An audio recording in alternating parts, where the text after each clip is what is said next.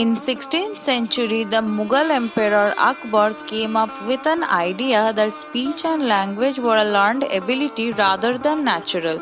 To test his hypothesis, he conducted a bizarre experiment which lasted 5 years. Hi everyone, welcome back to our channel. Today we will talk about the most inhuman experiment performed during Mughal era. If you haven't subscribed to our channel, let me tell you, we publish interesting content every day. So hit that subscribe button and press the bell icon for notification. The Mughal Emperor Akbar the Great tested his hypothesis that babies raised without hearing speech would be unable to speak. The experiment was simple. 12 infants were taken for this. It was obvious that they were either from poor family or orphans. These babies were taken to an isolated house called the Gung Mahal or the dump house. Here they would be raised by 12 mute nurses. The gates were sealed.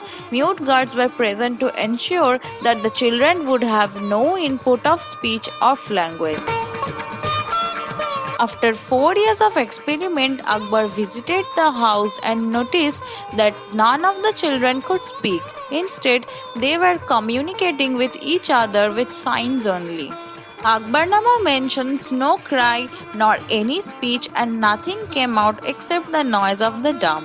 His experiment was successful, but he missed a very important point.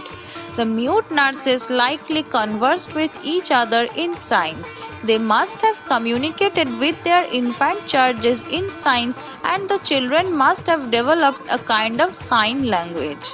So, although Akbar was right in predicting that the children would not learn any oral language, it seems that they did learn or create a sign language either from the normal signed input from the mute nurses.